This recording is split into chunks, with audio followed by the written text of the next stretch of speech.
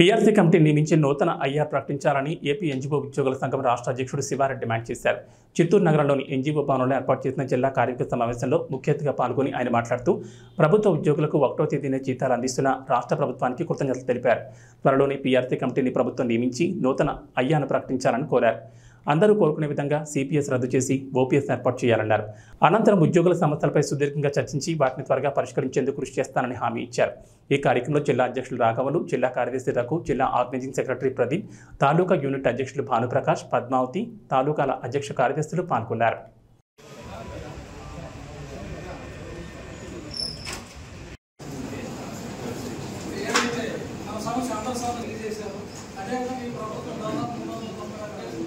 అధ్యక్ష హోదాలో చిత్తూరు జిల్లాకు ఇచ్చేసిన శ్రీ కేవి శివారెడ్డి సార్ గారికి, అదేవిధంగా రాష్ట్ర ఉపాధ్యక్షులు ప్రసాద్ అన్న గారికి, తర్వాత వివిధ తాలూకాల నుంచి ఇచ్చేసిన అధ్యక్షులు, కార్యదర్శులు, సచివాలయ ఉద్యోగులు, కాంట్రాక్ట్ ఉద్యోగులు, అవుట్సోర్సింగ్ ఉద్యోగులు ప్రతి ఒక్కరికి చిత్తూరు జిల్లా తరఫున ఏపీ ఎన్జీఓ అసోసియేషన్ చిత్తూరు జిల్లా తరఫున హృదయపూర్వక అభినందనలు.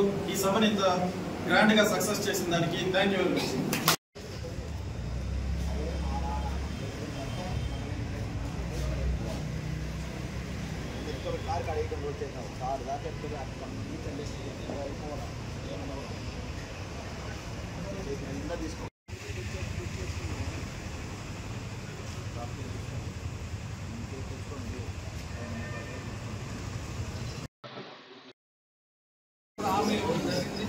మరి అవి కూడా మన రాష్ట్ర కార్యవర్గం దగ్గర నుండి అటువంటి కేసులన్నీ కూడా కొట్టివేయడానికి కూడా చొరవ తీసుకుంటున్నందుకు రాష్ట్ర కార్యవర్గానికి కూడా, రాష్ట్ర అధ్యక్షులకు కూడా జిల్లా తరఫున ధన్యవాదాలు తెలియజేస్తున్నాం.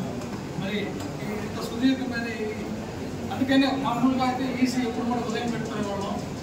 కొన్ని అనివార్య కారణాల వల్ల మధ్యాహ్నం పెట్టుకోవాల్సి వచ్చింది. మరి అన్నగారికి ఎన్ని పనులున్నా కానీ ఈరోజు వారి ఫ్యామిలీ తిరుపతిలోనే ఉన్నారు, ఆమె కోసం వెయిట్ చేస్తున్నారు. అయినా కానీ మన అందరి సమస్యలన్నీ కూడా కూలంకుషంగా చాలా చక్కగా అన్ని వివరించారు.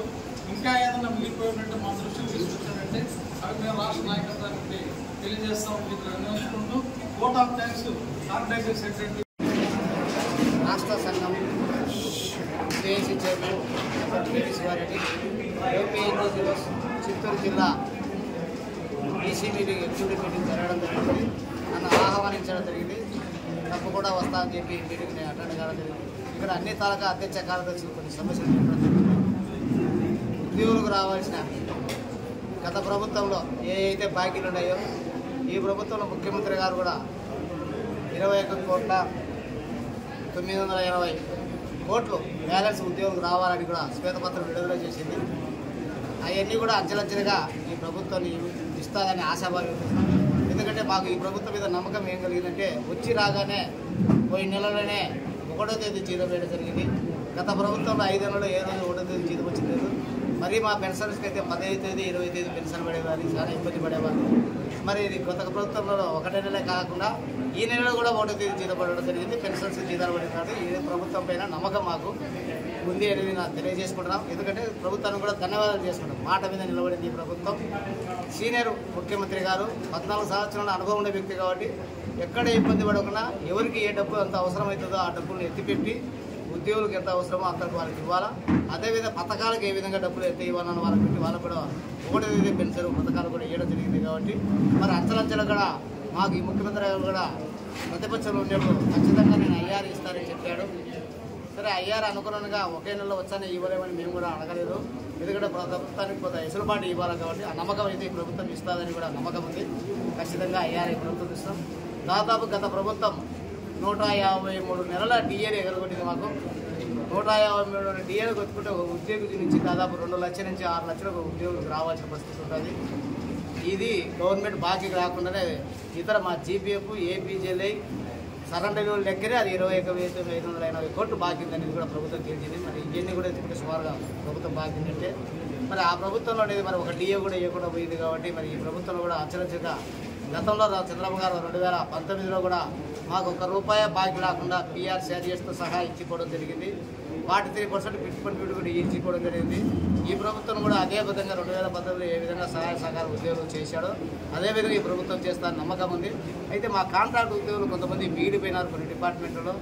గత ప్రభుత్వంలో దాదాపు 3,000 చిల్లరే చేయగానే మిగిలిపోయిన వాళ్ళందరినీ కూడా అన్ని డిపార్ట్మెంట్లో కాంట్రాక్ట్ ఉద్యోగులు కూడా ఈ ప్రభుత్వానికి రెగ్యులర్ చేయమని చెప్తున్నాం. అదేవిధంగా గ్రాస్ శాలరీ కొంతమందికి గత ప్రభుత్వంలో తీసేయడం జరిగింది. ఆ జీవోలు ఎవరైతే జాయిన్ అయినారో ఆ జీవో ప్రకారం ఉండే అందరూ కూడా గ్రాస్ శాలరీ ఇవ్వాలని కూడా ఈ ప్రభుత్వం అడుగుతాం. తప్పకుండా ఆ ప్రభుత్వం అడుగుతూ ముందుకు చేస్తామని కూడా తెలియజేస్తున్నాం.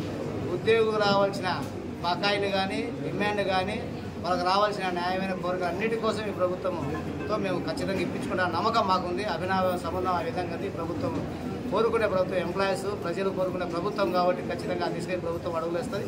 ఈ ప్రభుత్వానికి మేము ఆ విధంగా సహకరిస్తాం.